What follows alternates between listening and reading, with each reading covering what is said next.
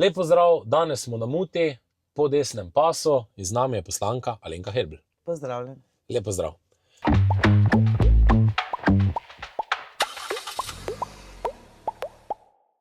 Alenka, prišla si iz poslanske klopi, iz šole, ne? Ja. Zdaj, nivo državnega zbora je kar padel v tem času, ne? Si se počutila kot doma, ne? Ker je vseeno bil kar cirkus, se mi zdi, te 4 leta, ali so bili dijaki vseeno bolj primerni kot Ni trenutni poslanci? primerjave. Ni primerjave. V Ni katero smer? primerjave, zato ker takrat, ko imaš ti v razredu obojestransko spoštovanje, upoštevanje nekih skupnih pravil, ki si jih skupaj prej pač postavil, in seveda pride do odstopanj, kdaj tudi, a ne, ampak to je samo tu pa tam. To, kar je pa zdaj v parlamentu, sploh v zadnjem času, toliko napadov, žalitev, nespoštovanja do drugače mislečih, kljub temu, da ima ta koalicija na ustih polno besed o spoštovanju raznolikosti in strpnosti do vseh, do opozicije, jih pa nima. In to je zelo zaskrbljujoče, kajti to daje tudi signal, sporočilo tudi mladim, da je pač taka komunikacija dovoljena. Brez spoštovanja pravil, brez spoštovanja nekih protokolov, po katerih bi pač neki postopki morali iti, pa da bi bil red, pa da bi nekaj naredili skupaj, so zdaj padli. Ne, tako praviš, ravno tega sodelovanja tvornega v bistvu ni, ne? Tudi sama, ko si bila v tej komisiji za ukradene otroke, ne? Mislim, da to še ena blamaža. To je bilo eno izmed, v tem mandatu, torej v mojem mandatu poslanskem, ena taka res žalostna zgodba. Se mi zdi, da sem bila ob teh besedah predsednice Državnega zbora Urške Klakočar Zupančič, ko je govorila o tem, kako smo to politično izrabili, da smo grebli po grobovih in tako naprej. Res taka huda žalitev do vseh nas, ki smo v tej komisiji delovali, do vseh strokovcev, ki so delali ure in ure, brskali po dokumentih in se vozili po Sloveniji, iskali poti, predvsem pa do vseh teh gospa, do vseh teh mamic, ki so to ponovno podoživljale po 40, 50, 35 letih, so zopet odpirale te stare rane, te stare bolečine. In to poročilo, ki je bilo pač pripravljeno, to vmesno poročilo, ni nikogar obsojalo, ni iskalo nobenega krivca. Na nikogar nismo pokazali s prstom, samo do trenutka, ko smo pač naredili to vmesno poročilo, da so bila ta dognanja zapisana in pa tudi sklepi, predvsem zelo pomemben sklep, da se ta komisija svoje delo nadaljuje tudi v naslednjem mandatu. Kajti, glej, mislim, resnica mora biti. Ti ljudje imajo pravico do resnice, da vedo, kje so njihovi otroci pokopani, če so res umrli, oziroma če so živi, kje so. In ko smo bili na izkopu tega groba v Podlehniku, jaz sem bila zraven. To je bilo izjemno turobno, izjemno moreče in pri družini te umrle punčke, torej domnevno umrle, je bilo čutiti res so težo bremena, so težo teh desetletij, ki so pač kaj bo, ne. In ko se je na koncu izkazalo, da je sicer v tej zaprti krsti, ker otroka pač niso videli prej nikoli, je neko trupelce, sicer še ni znano, DNK analiza še ni zaključena, ampak vendarle neki že malo korak bliže k tistemu spoznanju oziroma olajšanju, da pa prihajamo do resnice, kakršnakoli že, ampak do resnice pa treba priti.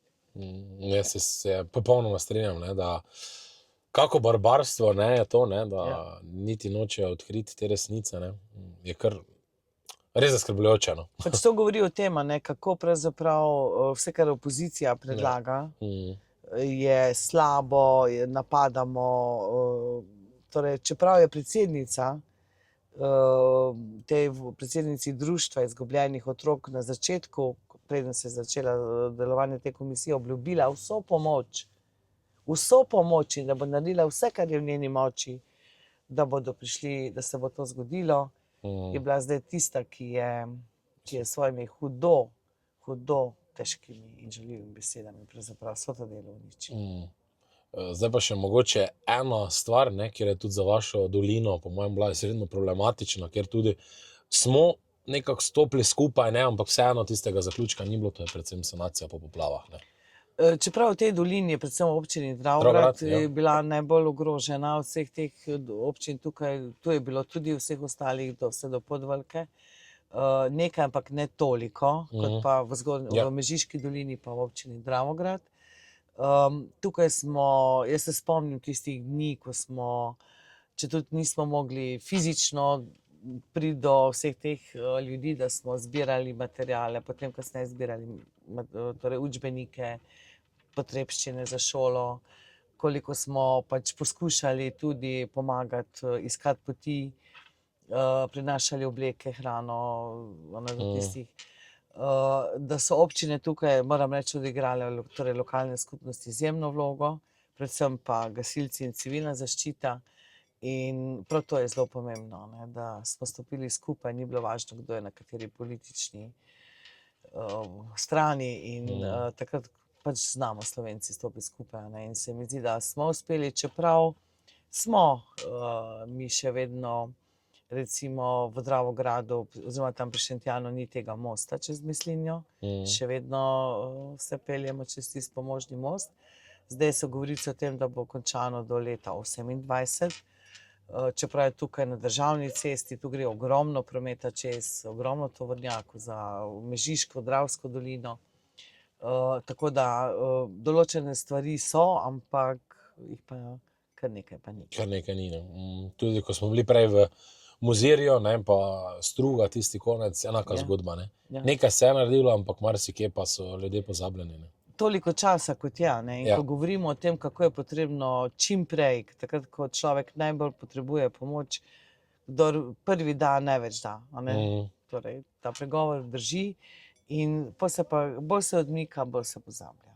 Točno tako. In bolj se tudi iščejo vse tiste administrativne birokracije, torej administrativne neke ovire, zdaj pa bomo to še zapisali, pa ta, tako kot je bilo, da ne smejo pač v te popoplavne škode zapisati, da so pač ostali brez hladilnika. Ni bilo napisano, pa so to dali, no, pa niso bili upravičeni. Torej, kar določene stvari, ki so tem ogroženim ljudem pač še malo bolj zagnile življenje. Ni pa hiš, ne?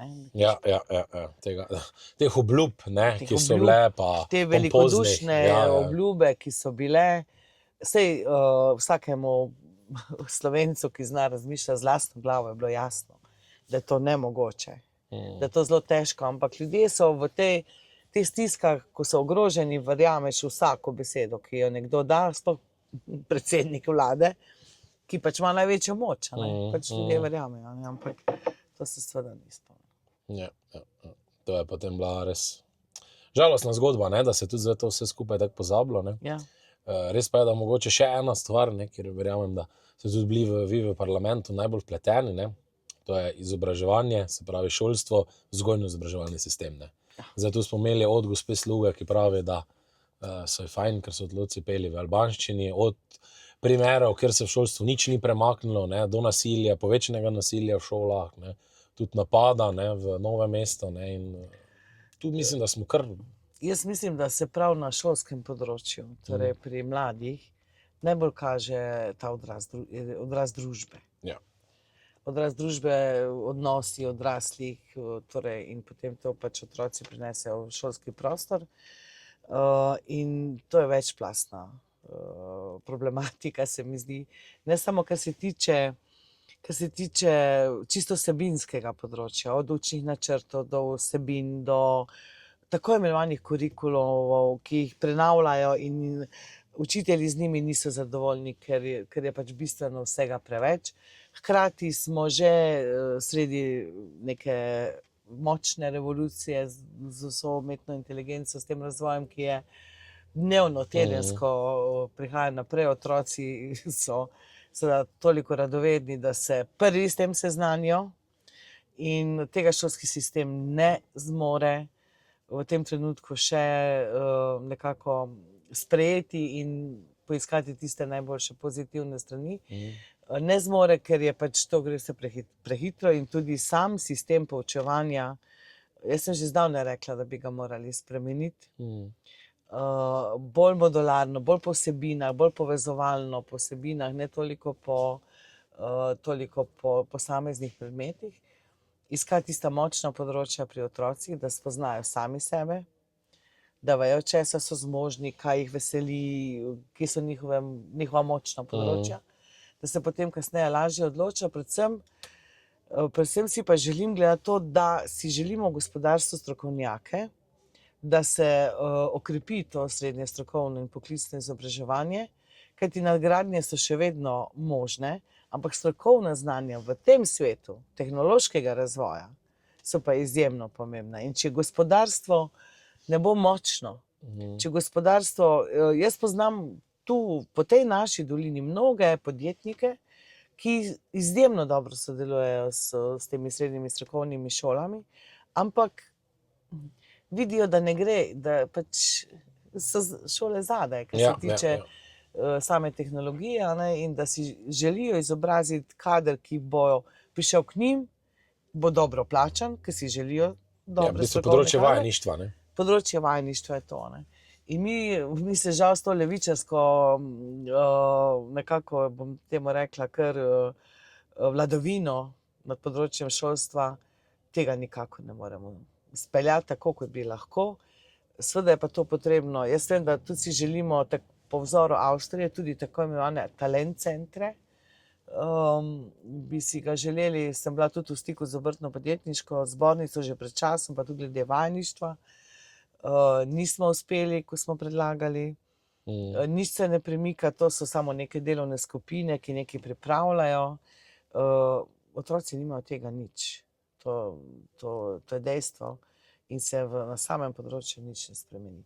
Torej, vse od vrtca naprej, od predšolske vzgoje, osnovne šole, srednje šolstva do fakultet, univerz, je pač treba stremeti k temu, da najdemo najboljše, da jim ponudimo, tistim najboljšim, tudi nadarjenim, recimo temu, ker zdaj ostajajo zadaj, da tudi vse tiste, ki so pač čisto okej, jim damo, jih opolnomočimo za življenje, za trg dela, za sposobnost, da se razvijajo še naprej, da so pogumni, da dobijo spodbude, da vidijo svoje priložnosti v svetu, širše ali ožjem okolju, pač kakorkoli, in da smo torej taka pogumna, spodbudna država, ker se ne bomo bali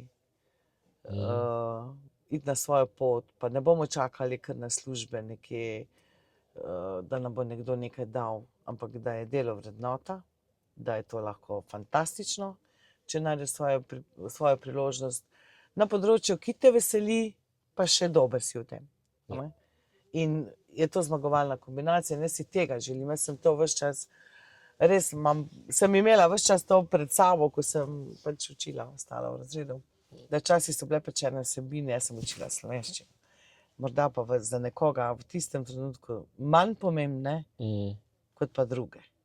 Zato, da se je našel. Pa zato, da je našel svojo pot.